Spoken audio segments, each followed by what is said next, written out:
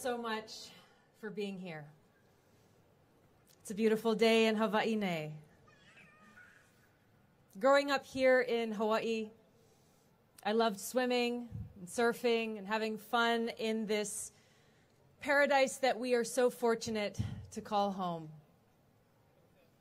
But I gradually realized growing up that I was actually happiest when I was doing things for other people, doing things to protect our water, to protect our oceans, our land. I felt that this was a different kind of happiness than anything else I experienced when I was just thinking of myself. It was a deeper happiness that stayed with me anywhere that I went. I knew then that no matter what path I ended up choosing in my life, that I wanted service to be that foundation. I'm proud to serve our country as a soldier. I'm a major in the Army National Guard, where I've served for the last 15 years. And I'm so grateful to have the opportunity to serve the people of Hawaii in so many ways over the years. In the state legislature, where I was elected at 21, serving over 100,000 people in the Honolulu City Council, and now, for over the last 6 years, serving in Congress. Thank you for your trust and your aloha. I'm truly grateful.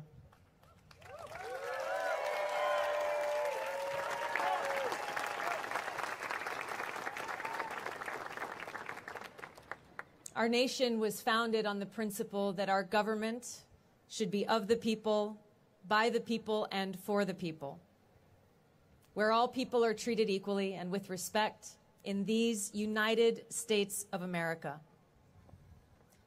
But today, that vision seems like a far-off dream, where hatred and divisiveness have cast a dark shadow across our country.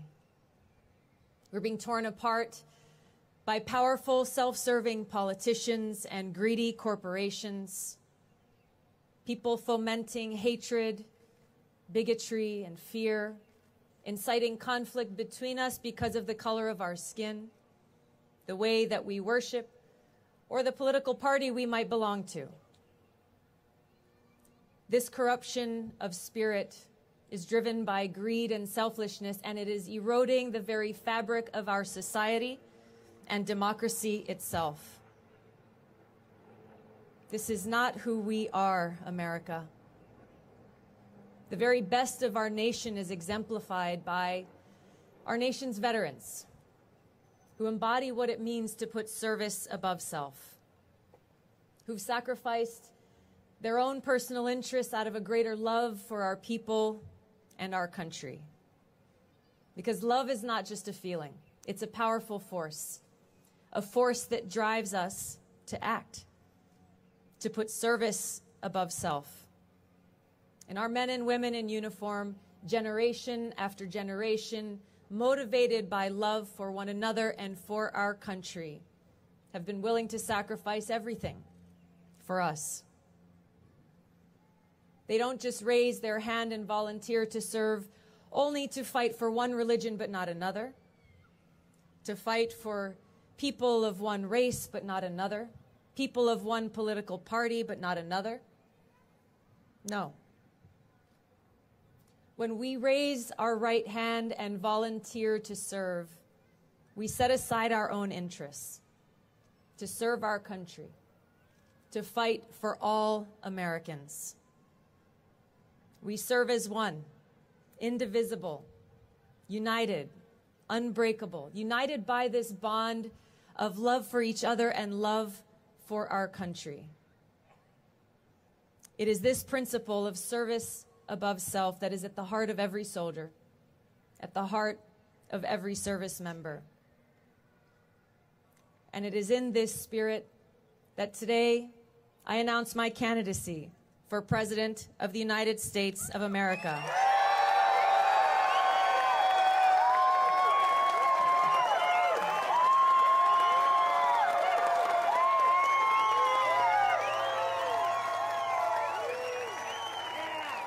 I will bring this soldier's principles to the White House, restoring the values of dignity, honor, and respect to the presidency, and above all else, love for our people and love for our country.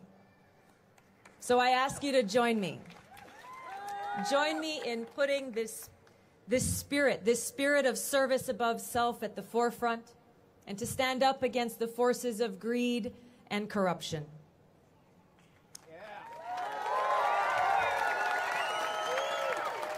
Now, the road ahead will not be easy. The battles will be tough. The obstacles great.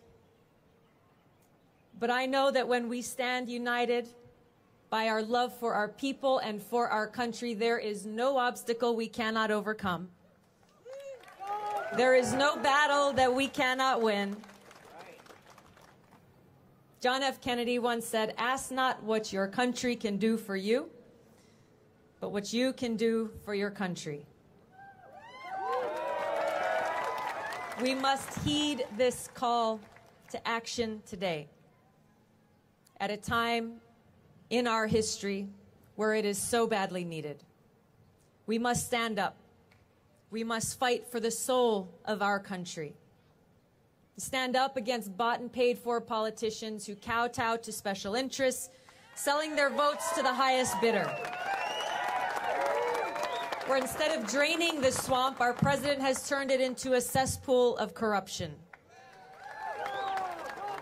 We must stand up against big pharma and insurance companies who extort those who are sick, who put their profits above the health and well-being of our people. We have to fight to make sure that every single American gets the quality health care that they need through Medicare for all. We must stand up against the big Wall Street banks who gamble with our money and our future. Stand up against overreaching intelligence agencies and big tech companies who take away our civil liberties, privacy, and freedoms in the name of national security and corporate greed. We must stand up against those who pollute our land, our water, and our air. We must stand up against private prisons who are profiting off the backs of those who are caught up in a broken criminal justice system. A system that puts people in prison for smoking marijuana, while allowing corporations like Purdue Pharma, who are responsible for the opioid-related deaths of thousands of people, to walk away scot-free with their coffers full. This so-called criminal justice system, which favors the rich and powerful and punishes the poor, cannot stand. We must join hands and stand up against those who perpetuate bigotry, hatred, and violence against our brothers and sisters because of their race, religion, or sexual orientation. We must stand up against this administration that claims to believe in America first, but who sells our troops, our weapons, and our interests to whichever foreign country is the highest bidder. We must stand up against those who dishonor our troops, treating them as political pawns and mercenaries for hire in wars around the world. We must stand up. Stand up against powerful politicians from both parties who sit in their ivory towers, thinking up new wars to wage, new places for people to die, wasting trillions of our taxpayer dollars, hundreds of thousands of lives, and undermining our economy and our security and destroying our middle class. Now, President Trump campaigned against regime change wars when he ran for president, but now he bows to the wishes of the neocons who surround him, clamoring for regime change wars that he claimed to oppose, this time in Venezuela and in Iran. These powerful politicians dishonor the sacrifices made by every one of my brothers and sisters in uniform, their families, as they are the ones who pay the price for these wars. In fact, every American pays the price for these wars that have cost us trillions of dollars since 9/11. Every dollar that we spend on regime change wars or on the new Cold War and this nuclear arms race is a dollar coming out of our pockets. Dollars that should be used to address the very real urgent needs of our people and our communities right here at home.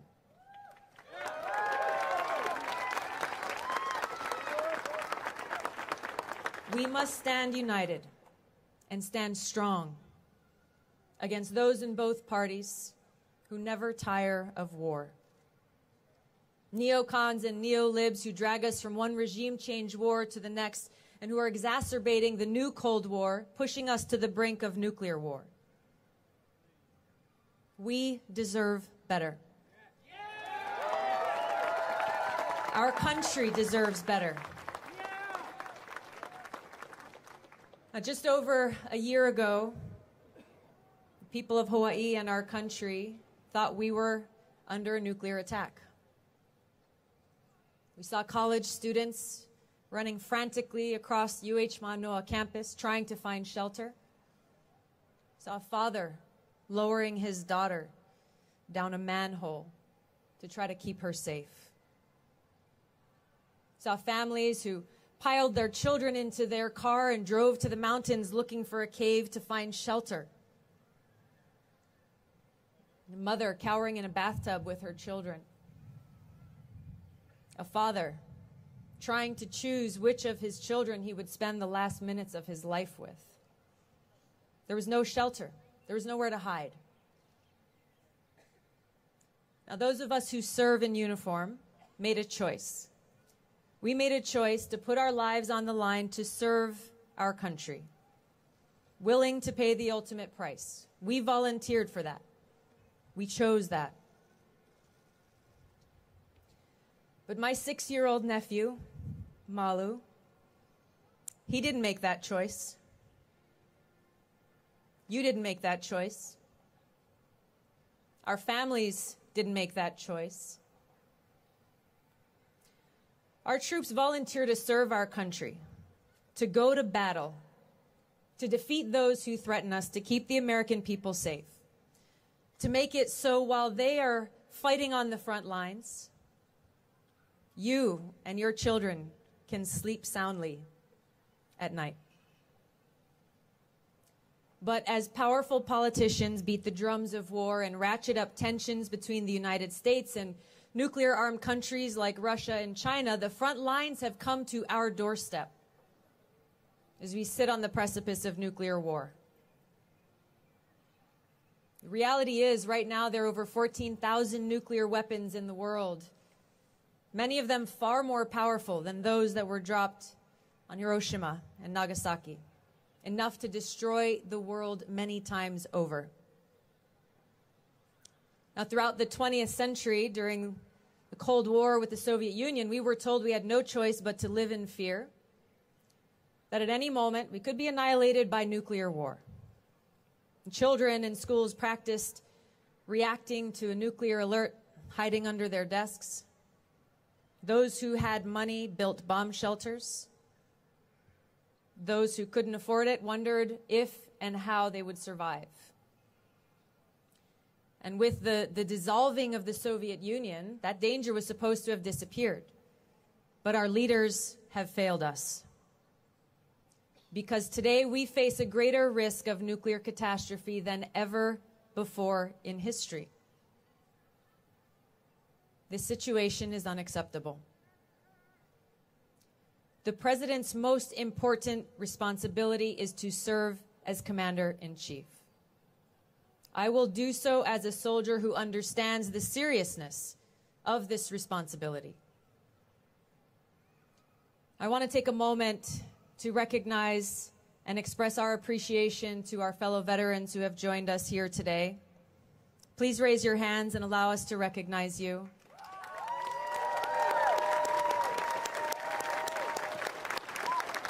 Thank you for your service and your sacrifice.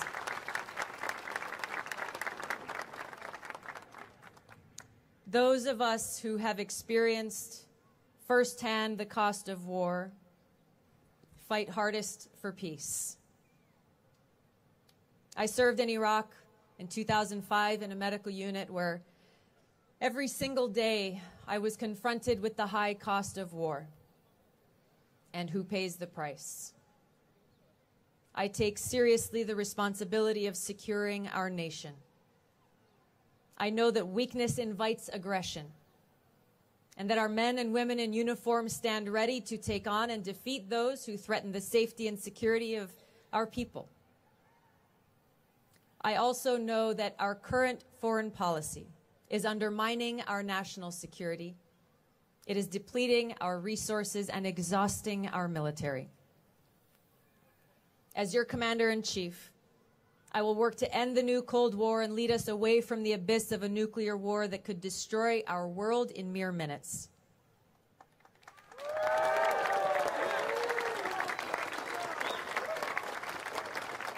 I will build partnerships with other nations based on shared interests, leading with a foreign policy not based on conflict, but instead cooperation.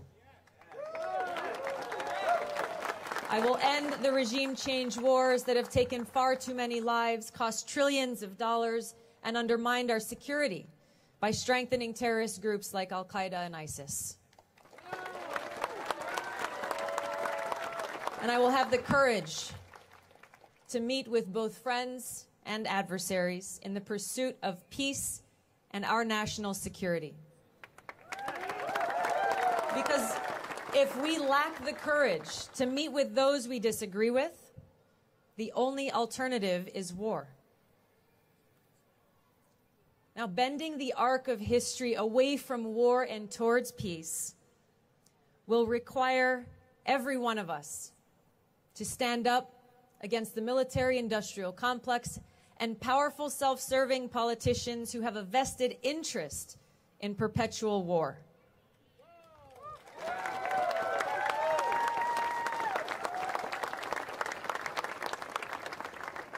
When I was deployed in Iraq, there was a big sign at one of the main gates to our camp.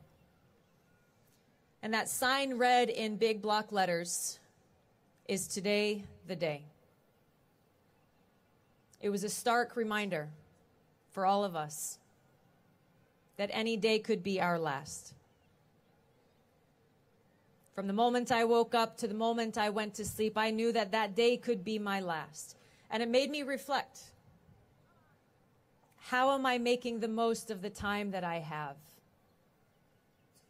This is the same reality that faces us today. We have no time to waste. There is far too much at stake. So the choice is ours. In order to make this change, every one of us must answer the call to put service above self, to put the interests of our country over our own. We're motivated by our love for each other and our love for our country.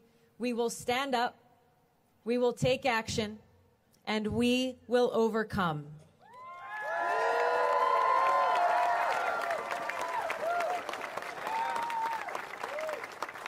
Now, love should not be mistaken for weakness. There is no force more powerful than love. It's love that causes a firefighter to run into a burning building to save the lives of total strangers.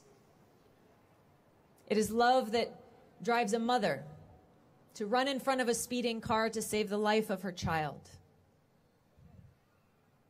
It is love that inspires a soldier to lay down their life to save the lives of others. It is love that inspires every one of us to care for each other, to fight for each other, to fight for our freedoms, to fight for our country. What our country needs now more than ever is the spirit of aloha. That spirit of respect and love for one another and for our country. This is the most precious gift that Hawaii has to offer to our country and the world. Aloha.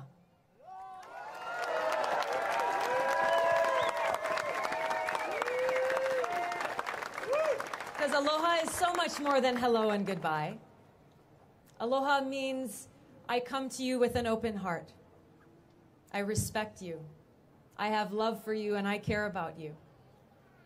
Whether you are a friend or a stranger, I come to you with aloha. Regardless of the color of your skin, where you come from, how you worship God, who you love, or what political party you belong to. Dr. Martin Luther King saw this power of aloha when he first visited our islands and addressed our legislature in 1959. He said, "We look to you for inspiration and as a noble example, where you have already accomplished in the area of racial harmony and racial justice what we are struggling to accomplish in other sections of the country. And you can never know what it means to those of us caught for the moment in the tragic and often dark midnight of man's inhumanity to man, to come to a place where we see the glowing daybreak of freedom and dignity and racial justice."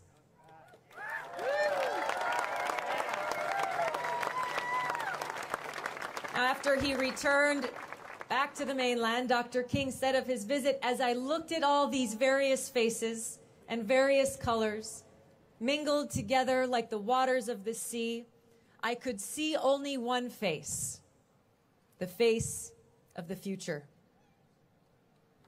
President John F. Kennedy, he also recognized this power of aloha when he visited Hawaii in 1963. And he said, "We are proud of this city and this state and what it stands for. These islands represent all that we are and all that we hope to be." This is aloha.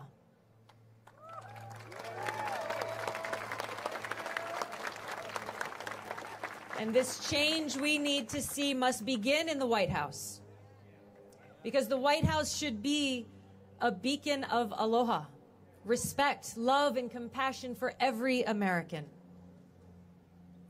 Our nation was founded on the values and principles of putting service before self, rejecting the rule of kings who prospered from the sacrifices of the people, and forming a new nation founded on the premise that leaders should be motivated not to serve their own interests, but to serve the people.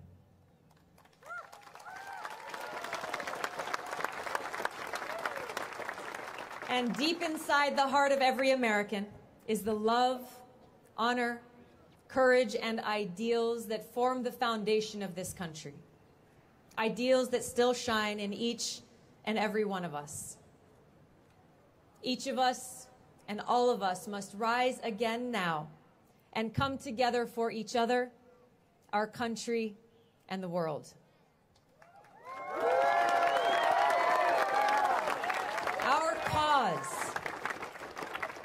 Our cause is to create a new and different path that reclaims our destiny and restores the uniquely American ideal, to seek a higher purpose, greater than ourselves, and to put service before self.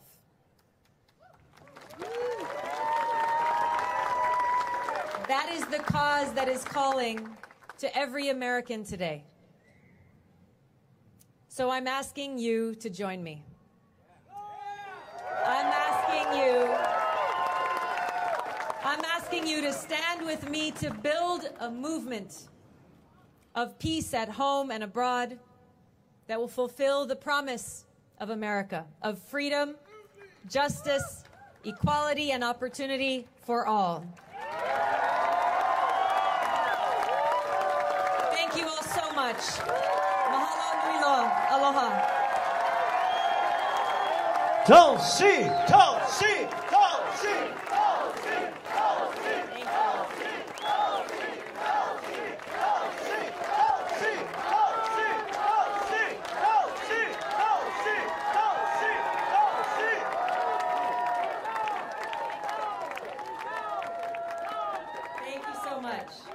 Tulsi, I know you wanted to end with a Hawaiian feeling. Yes. And I want to share that. Before we do that, can we share one more feeling that you have shared today that honors us all? God bless America, land that we love. Stand beside her and guide her through the night with the light from above.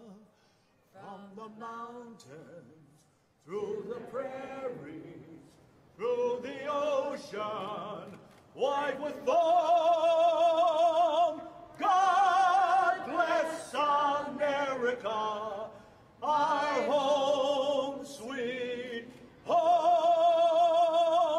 God bless America, our home, and Tulsi's home.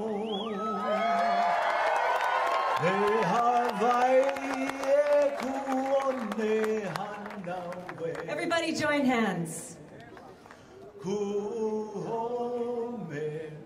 Join the people, Tulsi.